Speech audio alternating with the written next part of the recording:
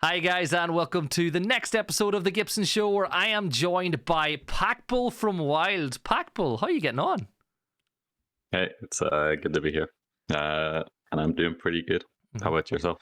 I'm doing good, and I am going to give everyone watching a warning, because whenever people from our part of the world start talking, the accents get a little bit stronger, and we get a little bit harder to understand, because I know that when I worked with Demo, his accent just became more and more Ballymena as the conversation went on. But first off, what can I say, PacBull? It's great for this small island that we're on to have so many people now involved in Tier 1 Siege, isn't it? Yeah, I mean, it's considering how small of a place it is and the population of it, it's pretty cool to see. We've got, I think, 4 people working in Tier 1 Siege right now, which is pretty cool, pretty inspiring. So hopefully it stays that way. Nice. Hopefully neither of us get sacked anytime soon anyway. Yeah. So first off, we'll kick off with saying congrats on the incredible start to EUL. Nobody would have expected Wylde to come out of the traps and win 4 games, get top of the group, and basically be in a spot now where you win your next game. If I'm not wrong, you win your next game and you're straight through to stage 2 of the major, right?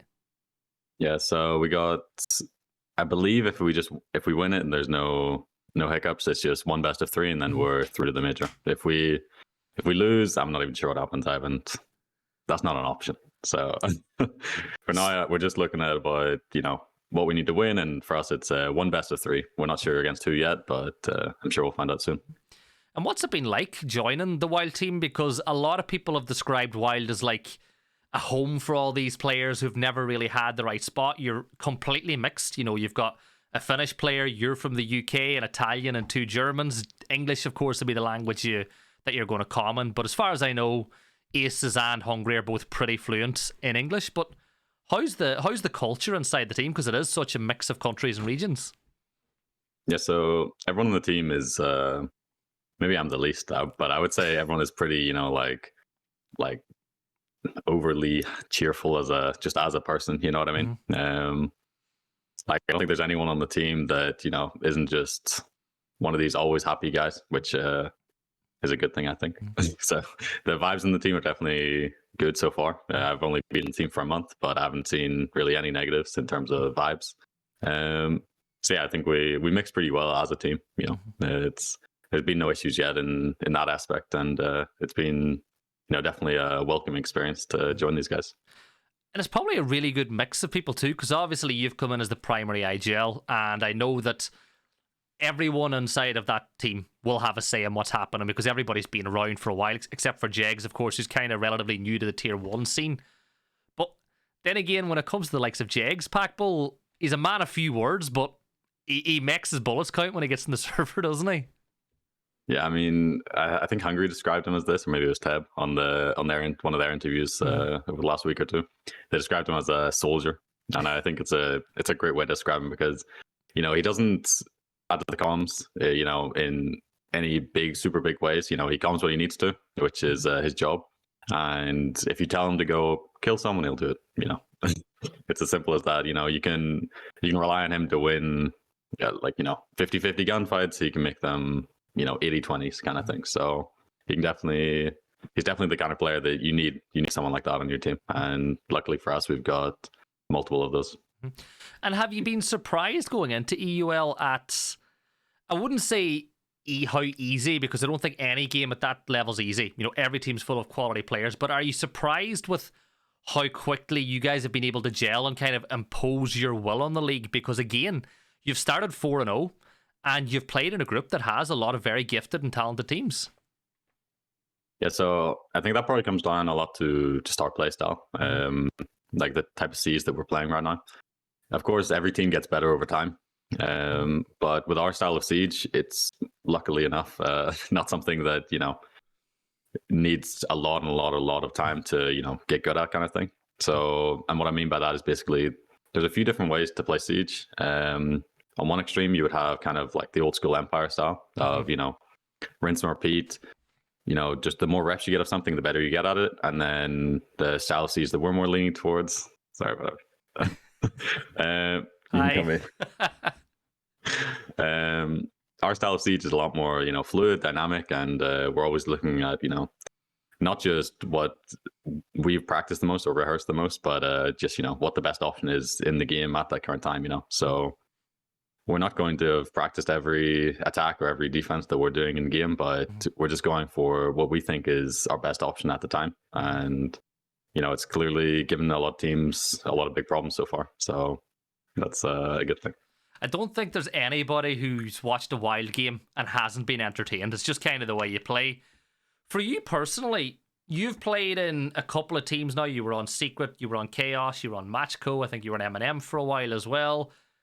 Every team you've been on has kind of had a different play style.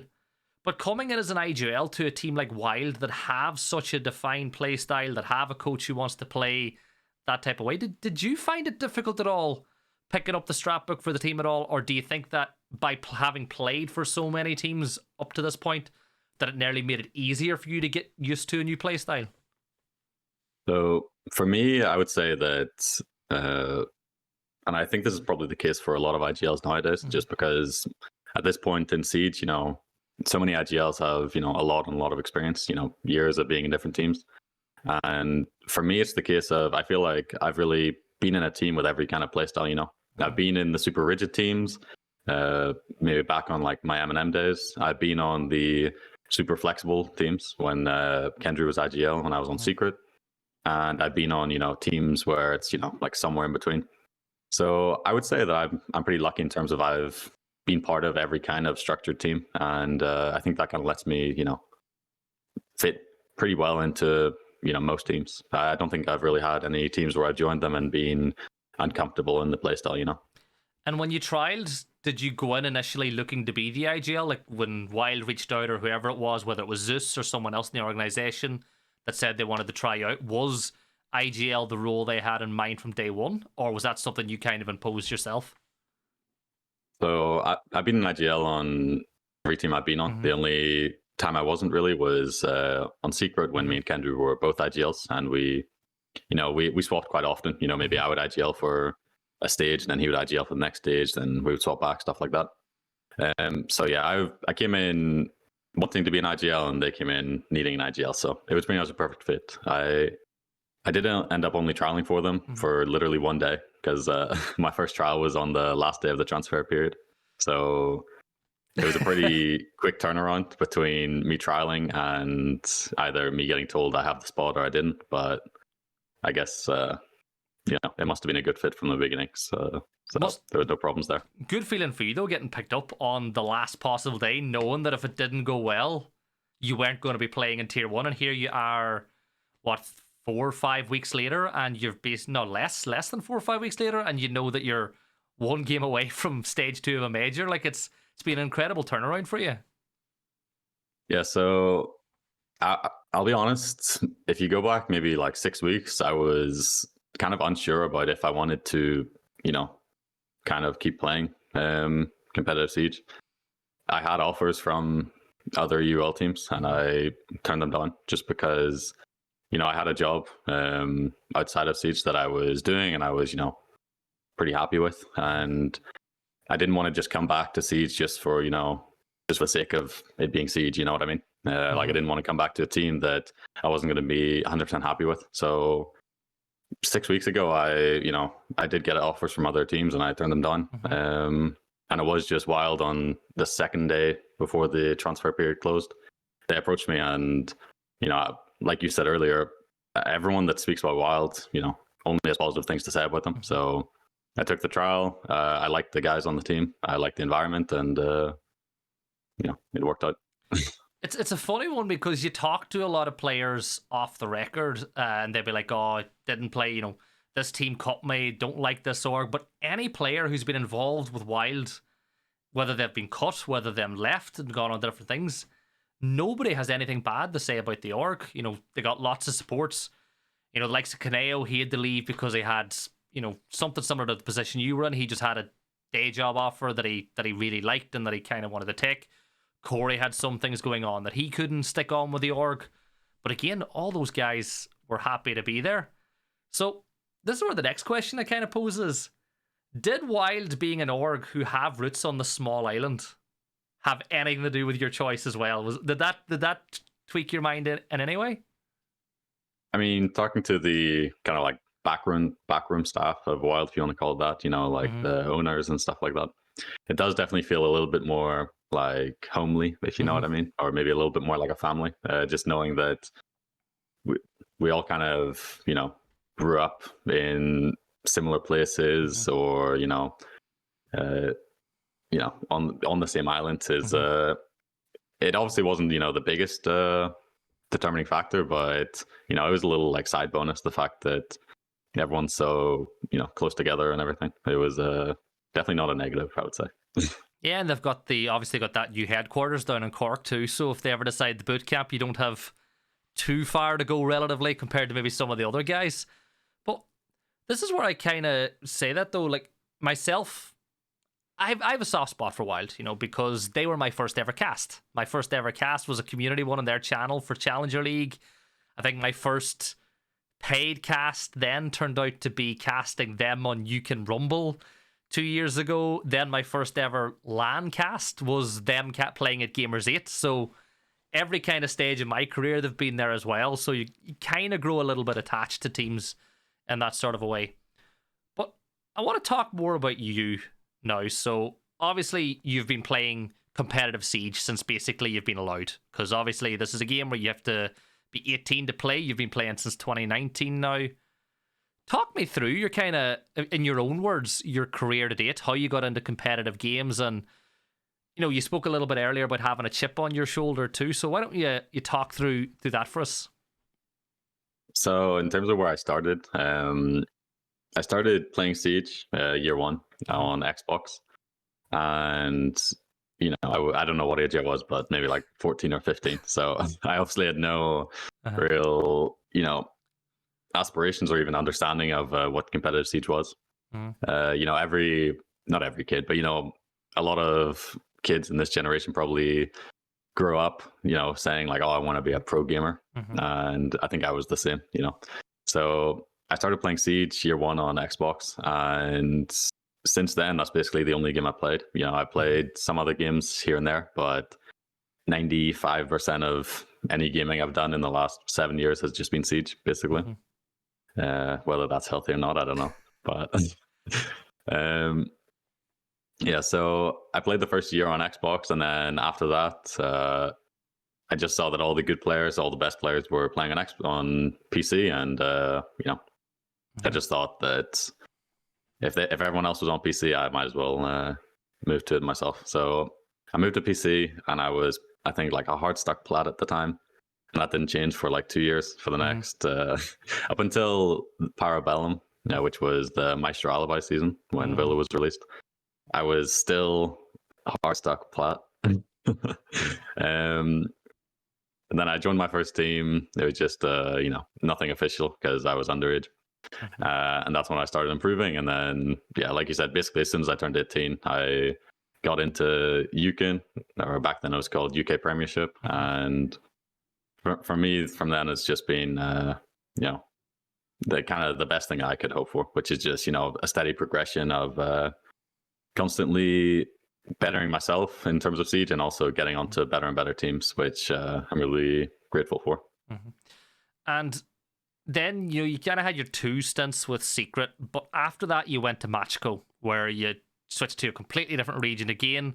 They play a very different style of Siege over there, and that's where I kind of ask, when you were playing for Matchco, was there any point at all when you thought that it wasn't going to happen for you again in Siege, or were you there with the whole mindset of, I am here to keep getting better at what I do for that next opportunity to play at Tier 1? So, yeah, Matchco honestly was a little bit of a, not necessarily, I don't want to say a wake-up call, because I don't want that to be my reality, if you know what I mean, in terms of no disrespect to Matchco, but just being in Tier 3 and not even succeeding in Tier 3. I don't want that to be who I am as a player. I want to be at a higher level than that. But it was kind of a reality check of not everything is always going to go perfect, and not everything's always going to, maybe like I said a minute ago, not everything's always going to keep getting better and better and better. So I joined Matchco in, I don't exactly know when, end of summer this year or last year. And I joined with pretty like high expectations of the team, and I think we all had high expectations. We had a team that on paper was, set to do pretty good. Our goal was to make Challenger League and, hopefully win it, or at least come, in one of the top positions in it. And we failed to even make Challenger League. We had a team that, like I said, on paper should have done very good. We had myself and Hosty, 2 ex-Pro League players, and then the rest of the team had, no Pro League experience. Sloppy as well played in the NAL. So we had 3 ex-Pro League players, and then the rest of the team, both support staff and players, was, still very experienced players, even if they hadn't reached the top level yet. But just something in the team didn't gel. We just didn't achieve nearly what we wanted it, like in terms of for the team or individually. And after failing to make Challenger League, and then also after failing to make the Italian LAN, we just, I guess, as a team and the organization as well, just decided that project wasn't going to work out. So the team got disbanded pretty shortly after. It was only, I think, maybe 3 or 4 months that the team was together, and it was a short time. It was definitely a good time in some aspects, but I think it wasn't meant to be. It was just that group of players wasn't destined to do good, I guess. Because it's funny, because I remember looking at the Challenger League quals at the time and seeing that Matchco roster. I was like, yeah, this is a team that we had a lot of high hopes for, but as you said, it wasn't meant to be. I think I'm in the mindset that every step of your journey kind of leads on to the next, and had that not happened, had things not went the way that it at Matchco, you probably wouldn't be playing for Wylde right now. You mightn't be in the scenario where you are, where you're about to finally get back to playing at a LAN event, because you said earlier you've been in the scene since 2019. You've played at a high level that whole time, but because of COVID, you've only really played one LAN. I was only a tier 3 LAN as well. I've been close a few times, but I've never actually managed to, get to that tier 1 event. So it's something that hopefully within the next 2 or 3 weeks, that'll change. Yeah. And is that chip on your shoulder, do you think that's why you and a lot of the guys on Wylde are playing so well? I think pretty much everyone on Wylde has... It's not a chip on your shoulder, it's a cat, but it's the same thing, really. Yeah, I think everyone on Wylde kind of has something to prove. Obviously Aces has had in the past, a bad reputation about him. Since I've been here, I haven't seen any of that, any of that shining through. It's all been positives for me from Aces, and from Zeus, who's been the coach on Wylde for a long time with Aces, and both the backroom staff at Wylde. They've all said that Aces has really kind of reformed, if you want to say that, over the past year since joining Wylde. Which is obviously a great thing to hear, both as a teammate, but also just as his friend. I want to see him be the best version of himself. For myself, Aces and Hungary, I think we're all in that kind of position where we have been in Pro League before for a relatively long time, and we maybe didn't reach what we wanted to, and we definitely had some doubters saying that we're not good enough for this level. So for us, I think it's all about proving those wrong. And for Teb and Jegs, who have played at Tier 1 for a short amount of time, Teb, I think, has just played 1 season at Navi, and Jegs played invite quals with Navi. I think for them, they don't necessarily have anything to, redeem themselves of. For them, it's just, proving for the first time that this is, where they're meant to be. And I think over these first 4 games, they've definitely, proved it to me, at least. I believe fully that they deserve to be here. They seem, from what I've seen over the last month, they've seen like amazing players. So I think everyone's got something to prove. Did it surprise you how talkative Tab was as well? Because that was the thing that I found interesting when I heard, even his time in Navi, that for a player who is new to Pro League, he's so vocal. Yeah, I definitely wasn't expecting it, to be honest. Hungry was the one that when I joined, I expected Hungry to be vocal, because I think everyone knows that Hungry is a vocal player. He's typically, that support flex, which pretty much every support flex player is vocal. They kind of have to be. But sorry, with Teb and Aces, they've both, been way more vocal than I expected them to be, and in a good way as well. Sometimes people can be vocal in a way that just clutters the comms or, confuses the team, but they've both been very vocal when they need to. But I think another good quality that they have is they know when to just, be quiet and listen. Because of course, if 4 people are speaking at the one time, nothing's going to get through. So yeah, I think Teb and Aces really have a good understanding of basically, knowing when to speak, and when they need to speak, they know exactly what to say. And also, when they need to be quiet and just go shoot people, they can obviously do that very well. So something that a lot of people have been really impressed by you in particular as well since you've joined Wylde is just the ability that you've had to impact games with your own individual play. Never mind the IGLing. You've had some very impressive play days before already. You've seen it in chat. Fresh has been tweeting about it. I've seen tweets from everybody knows Union. Like Union's like the man who holds up ranked in Siege and EU. But everybody has had something to say about your ability to impact games individually. Is this, in your opinion, the best Siege you've ever played? So far, I think it definitely has been. It's obviously a small sample size. It's only 4 games, so it's a full league season too in the new format, though. It's a full group stage, yeah. But regardless, it's only 4 maps, so it is a small sample size. But I definitely think that this environment, helps me play the best I can, because in the past I've been either a solo IGL or on Secret I had Kendra, who of course is a full-fledged IGL. He can take over when he needs to. But apart from that, it's always been when I'm IGLing, I need to do 90% of the work. Here I would say out of our attacks, out of 6 attacks in a game, I maybe do the IGLing for like 3 of them, and then Tab, Aces, and Hungry can take over for the other 3. Not because that's a rule we have in the team or anything. It's just naturally it plays out. Yeah, so that just naturally means that it allows me to focus more on myself than not so much talking, as well as something I always believe in. But maybe I'm biased because support players are always gonna make excuses or make statements that support players. But I've always thought that as a fragger, a fragger can be good on a good team or a bad team, like regardless of how a team's doing, a fragger can always do good. But I feel like as a support player, your individual performance is pretty much directly linked with the performance of the team, because if your team, unless you're getting exit kills, like at the end of the round, you're left in 1v exit and you're getting some, meaningless kills. As a support player, you pretty much live or die with the executes and, whether your teammates can cover you well. So, I think the fact that just the team is doing good in general, obviously, naturally helps me do good as well. So the fact that I have, 5 guys or 4 guys behind me that are able to cover me and support me when needed, I think it's just naturally helps me play better as well.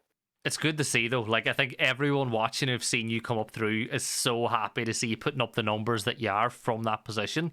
Like, I talk with Whippet a lot about Siege. I talk with other people, and it's like the most valuable thing out there in the market right now is IGLs. There's so few IGLs coming through, and you've seen it in some leagues. Teams are sometimes maybe afraid to give new IGLs a chance. They'd rather take the guy who's been around the scene for a while, and because they know that he can do it. So to me, there's loads of fraggers coming through. You look through the tier 3 scene, you even look at players coming up now that are about to hit 18. There's so many players with incredible mechanical talent, but it does take a very different player to be able to really understand what's going on and enable the team to make good decisions. Because at the end of the day, as the IGL, you're essentially taking on the coach role of the team, unless there's a timeout. Like, it's up to you to make sure that everyone knows what they're supposed to be doing. It's up to you to let your players perform the way that they can. So I love that Wylde have gone and picked you up, and because I'm sure that they tried other people, but I think this is the right place for you. Yeah, I mean, it definitely feels so far. It feels like a good place to be. So yeah, I'm definitely happy as well that they decide to trust me with the position. I was speaking to the owner of Wylde a few days ago, and I was basically just saying thank you to him for trusting me in this position, because obviously for Wylde, this is their first time being in Tier 1 Siege, so it's a big kind of responsibility for me to have, I would say, for all the players on the team to have, to represent them for the first time. Wylde is the organization that they've been building up to this level for years. It's not just they could have, if they wanted to, I'm sure, 2 years ago, just gone straight in Tier 1 with a big investment, but they've kind of gone the responsible route and slowly built up and learned over the years what it takes to be a Tier 1. And for them to trust me with their kind of debut season in Tier 1 is, it's a nice feeling, kind of thing. Yeah. And Steve's a good guy. Steve, of course, being the owner that I would have most of my dealings with as well. And he's got that ability to make you feel good about yourself. You talk to him and you're like, yeah, I feel good now after that little chat. It doesn't feel like talking to a boss, you know what I mean? Yeah. It doesn't feel like you're, oh God. If I say the wrong thing, I'm out. I'm gone. Yeah. So I want to take a step away from the whole playing side of things and, Wylde in your career. You and I obviously are from a very small part of the world. And not only that, I think NI and Ireland, you would even argue, are really backwards when it comes to esports and technology in general. So when you were coming through and you were like, yeah, I'm going to be a professional gamer, whether it was to your parents or relatives. Now, it's very different now, because I know that your mum was one of the biggest fans of Siege around. But yeah. What was it like at that stage saying, yeah, I'm gonna be a pro gamer, I'm gonna go make money playing games? Like, did you get as a designer, catch yourself on? Did you get that at any point? So for me, I turned. I don't want to say I turned pro, because I wasn't in pro league and I wasn't getting paid, but I joined a tier 3 team, M&M, as soon as I was 18, basically. But of course I was playing competitive before that. Since I was maybe like 16 or 17, I was just playing in I was scrimming, and I was playing in just like unofficial teams kind of thing. And I think it was definitely maybe confusing to my parents, or it's obviously hard for them to support something that they don't understand, because it's such a new thing, and obviously when they were growing up, esports didn't exist. Yeah. So in the beginning, I think it was definitely something that they struggled to support, in terms of just, they saw it was probably distracting me from school, which I was of course still in at the time. So it was hard for them to, I think, support it. And even so, when I turned 18, when I was in my second last year of school, I was probably getting distracted by Siege more than I should have. And to be honest, I did not so great in my exams. I kind of failed my exams, and I decided to resit my second last year of school. So I ended up going back a year, with the promise of kind of I'll go back a year and I'll fix the mistakes I made in school, as long as I'm kind of allowed to continue playing in esports, and playing Siege, because that's what I wanted to do. So I went back and I redid my exams. I got the grades that I should be getting, kind of thing. And as well, at the same time, I that's kind of when I broke into tier 3, and I made it to my first LAN and stuff like that. And I think that's when my parents kind of saw that it's not just playing games. You're actually, even though I only got the one LAN, you can still travel and get paid for playing these games. So I think I kind of showed them that it can be something serious by both making it to my first LAN, but also I think they appreciated that I kind of in terms of school went back a year, put my head down, and kind of find myself a balance between both playing pro league, which I was in secret for the first time. I was in secret, I was still in school, so I was doing my A levels, my final year of school, as well as playing pro league at the same time. And obviously it's not an easy balance, but it's obviously possible if you just focus on it. So I think for them, they just appreciated that I wanted to find the balance, but also they obviously understood that it was more than just playing games when when you're getting paid for it, or when you're going to LAN events. So I think that's kind of when they changed their opinion on it. So it's a little bit easier to find that balance now. I'm guessing that you're full-time tier 1, or do you still have anything else going on the side? No, so for me right now, Siege is, what I'm doing full time. Yeah. It's allowed me to move to Germany to live with my girlfriend, which, of course, when I was still in school or when I, had a job in Northern Ireland, I couldn't do. Which is definitely a big perk of, being an esports player is you can kind of do it from anywhere in Europe. So yeah, that's all I'm doing right now. It's just I'm doing full-time Siege. There's no other big commitments I have in life, which is good. I just have my work, which is also kind of the best job you can have, in my opinion. And then after that, I have my free time. No, I think you're doing pretty well, and you're lucky. You've got a family that backs you. You've obviously got your girlfriend as well, who clearly backs you as well. See, Wylde have started using her as a poster child for some photos this last few days because she got your jersey ready for you. But no, I think you're in a good place. So outside of Siege and outside of gaming, and what do you kind of do in your spare time? Like, do you have any hobbies that you like, or is it just a case where, like some players I've spoke to, where Siege is kind of everything? It's if you're not playing, you're thinking about it. If you're not thinking about it, you're playing. Yeah, so I don't want to sound like too much of a sado kind of thing, but I feel like to be, kind of at the top level, especially if you want to be, an IGL, which obviously every role in Siege is hard. Being like a super good fragger is, of course, isn't easy. But in terms of being, a good IGL, I think you do kind of need to kind of live and breathe Siege. You know what I mean? You need to understand the game at a much higher level than I think most people even realize. And yeah, so of course I have stuff that I do outside of playing Siege, but for me, most of the time it is just like focusing on the game and trying to be as good as possible, because of course this isn't something that you can do forever. It's a short window of time in your life that you can be lucky enough to do something like this. So I just want to make the most of it and be the best player that I can be while I'm given this opportunity. Whenever you do wrap up, which God knows when it could be now, you've got the likes of Crying, you've still got Nesk and Palu going, you've got MV Taylor still playing at a high level, up to the age of 30 as well. Would you follow Demo in his footsteps after that point and move into the broadcasting side of things, or have you even considered life after Siege yet? Because then you're 21. People have proven you could still get 10 more years out of this as long as you keep yourself at a high level. Yeah, so I'm not entirely sure what I want to do after. So I was working, outside of Siege about a month ago was, when I quit because I was joining back into Siege.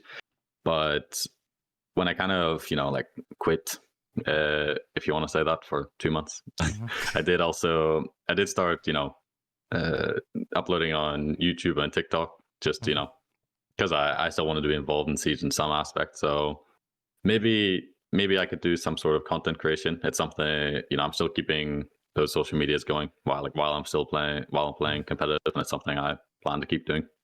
So maybe there will be a future in content creation, or maybe something on the broadcast side. But for now, I don't have any long-term plans after Siege. But I like that you're focusing on that, because to me, a lot of pro players don't use their platform to build up a following on social media, because you see the likes of Spoit, and Obolo was just retired, but even the Leon Gids is streaming all the time, picking up numbers. It's it's another source of income. It's another way to get viewers in.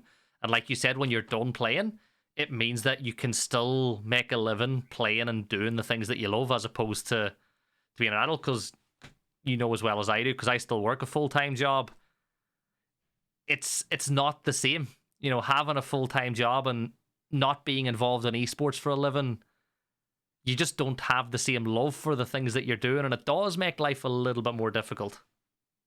Yeah.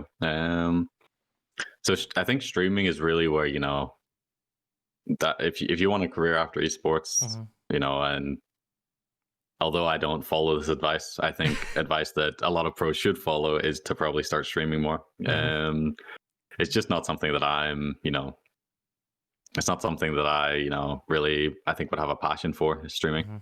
And I wouldn't want to do it, just for the sake of doing it. Maybe in the future I'll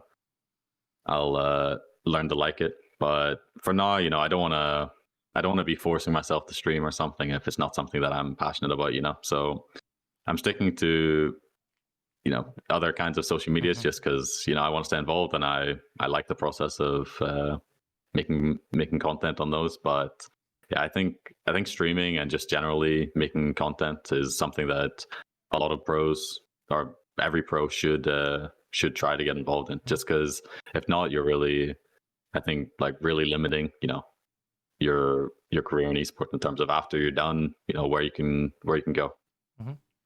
Right, so we'll just to kind of kick off the last little bit of the interview then, I have a few more quick questions I want to ask you about the season so far. So first off, what was your favorite game this season that you've played? I don't know, to be honest. This is an interesting group for me because for 3 out of 4 of the teams, I was either on these, like, part of these organizations previously, or teamed with a lot of the players previously. So Koi, I teamed with Noodle in the past. Secret, I was obviously on for a long time. Teamed with Astro and Sleben.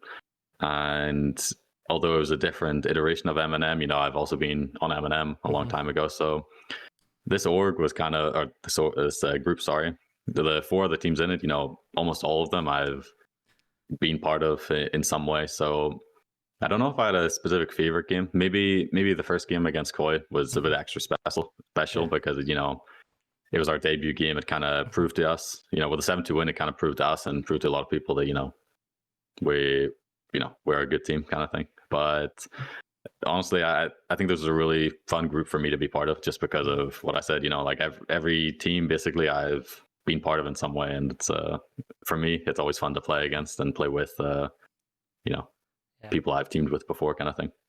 So, well, the revenge tour is going well so far, if you want to call it that, when you look at the group that's there. And then lastly, if you do qualify for the major, which it does look likely, but obviously, we're from this part of the world again, we're not going to jinx it. Is there any team in the world that you really want to come up against? You look, Wylde have already played an international competition. They've played the likes of Liquid and SSG. Is there any team that you'd love to face on a LAN in a proper competitive game that matters? Yeah, so I've never been part of any kind of international competition, unfortunately.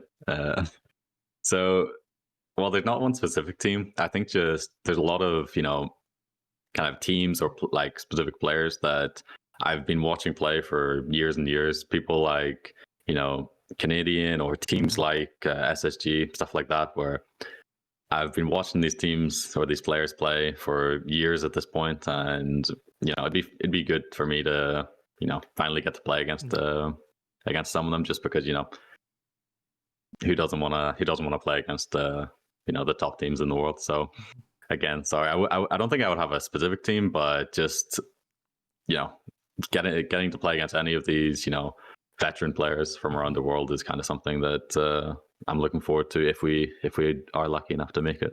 I love how you say getting to play, but we both know what you mean as beating. What you want to do is you want to go and beat these veteran players. Like, we're not going to beat around the bush here. But I suppose to wrap up, obviously you've got that one best of 3 coming up pretty soon. It is a very condensed stage 1, where the start of the season and what could be your last game of the EUL season are so close together.